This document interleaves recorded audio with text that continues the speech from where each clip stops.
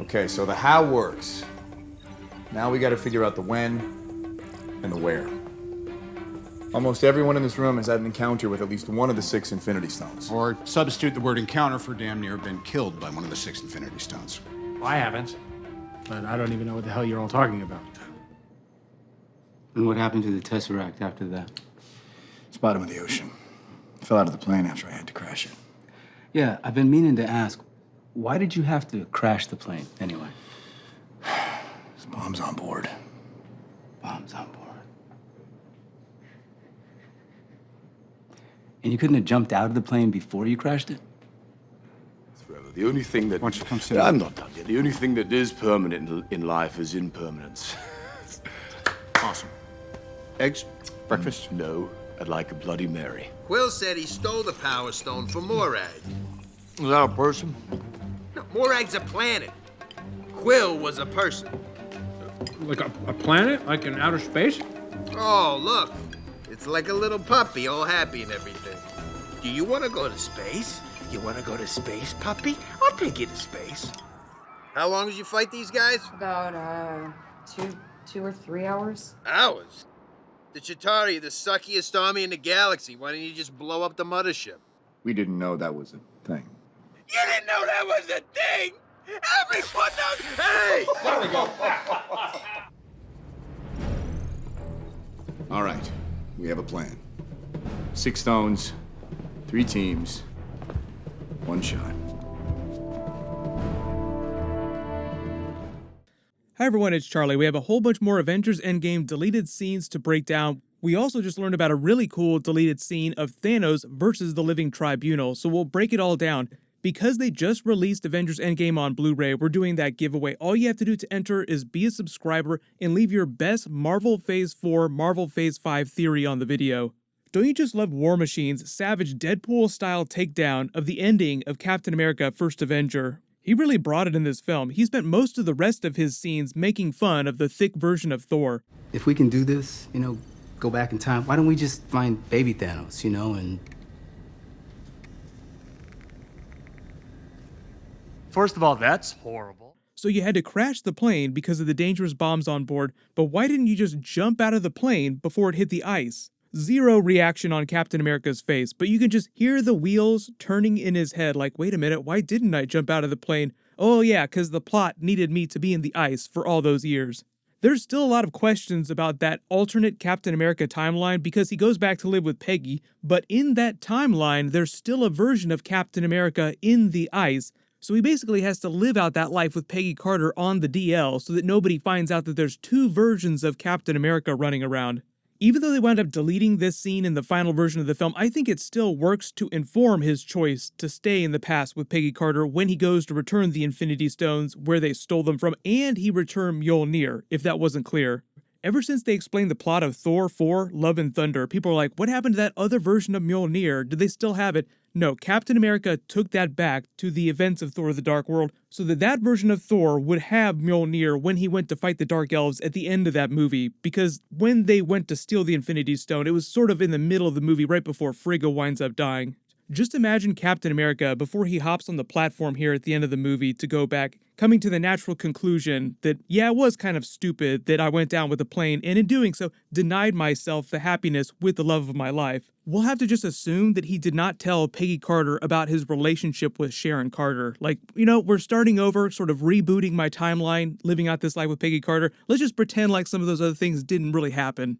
The scene of Iron Man getting revenge on Rocket is awesome, but I get why they deleted it. They wanted to get through all these battle planning scenes quicker. It was already a pretty long sequence, and even though Rocket is being a total dick to everyone, Iron Man shaving his head would have created some continuity problems for the rest of the film, because it would have taken Rocket a couple weeks to grow some of that fur back. So if they'd let the scene in, you would have seen Rocket through all of his trip to Asgard with Thor and all that huge final battle scene, the Avengers Assemble scene, with a weirdly shaved head, and it would have completely ruined a couple big moments that were meant to be serious because we'd all be laughing our asses off at him the whole time. You notice the continuity in this scene too. Like, look over at Thor, he's mixing a couple different Bloody Marys right after Iron Man's like, do you want some eggs, buddy? You want some breakfast? No, I would like a Bloody Mary. The other funny thing about Rocket and War Machine sassing everyone the entire movie is that the two of them wound up teaming together for the last third of the movie during the big battle. Team Sass for the win. You can even see Rocket here riding on War Machine during the huge Avengers Assemble moment like he's riding a horse, and standing on his shoulder here like he did with Groot in the first Guardians of the Galaxy film in the funny Winter Soldier scene during the Battle of Wakanda in Infinity War. And we have to talk about that epic Thanos living tribunal scene that the writers just told us about. What was meant to happen is that originally, at the end of Infinity War, there would have been a scene after Thanos snaps the Infinity Gauntlet for the first time. Before he goes into the soul world of the Soul Stone, he's taken to the superflow of the multiverse. The superflow is the space between dimensions in the multiverse where only the higher cosmic beings like the Celestials, the Living Tribunal, the Beyonders, and abstract entities like Master Order and Lord Chaos can exist. He's brought there by the Living Tribunal to be judged for crimes against the universe. Normally, higher beings like this only get involved when something as powerful as the Infinity Gauntlet is being used by someone to alter the universe on a really massive scale. If you're a big comic book fan, you are correct in suspecting that it was meant to be the movie version of the Infinity Gauntlet comic book moment where Thanos is challenged by the Astral Conflagration, a team of the most powerful celestial beings and astral gods in the universe. The writers explained that Thanos' sentence they were handing down was just that he would be permanently damaged and weak for the rest of his life, and he would die if he ever tried to use the Infinity Gauntlet again like this.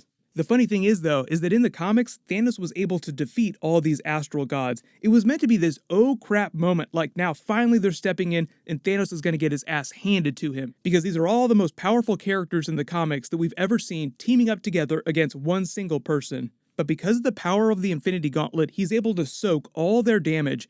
Then Eternity steps in to stop him, an even higher level being, the living embodiment of the multiverse, and everyone's like, oh shit, now he's finally gonna get it. But big surprise, Thanos is still able to soak all of Eternity's damage and winds up throwing him in chains.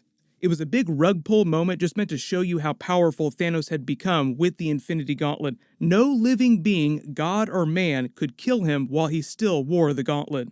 So you can see why they didn't want to take the movie that far. It would have gotten way too weird for casual audiences, and they would have had to have this big complete explainer on the concept of the Living Tribunal and Eternity at the end of an already very long movie. But if you're really upset about them cutting stuff like that, because they're doing Doctor Strange in the Multiverse of Madness and the Eternals movie is all about the history of the Celestials, we'll get into more of this grand cosmic Jack Kirby level weirdness in Marvel Phase 4 and Marvel Phase 5. Once you start doing characters like that, it makes it a lot easier to explain characters like Galactus. And I am really excited for a Marvel Phase 5 Galactus cameo. He's big enough to be one of the next Thanos Infinity Gauntlet level arcs for the MCU in the next 6 or 7 years.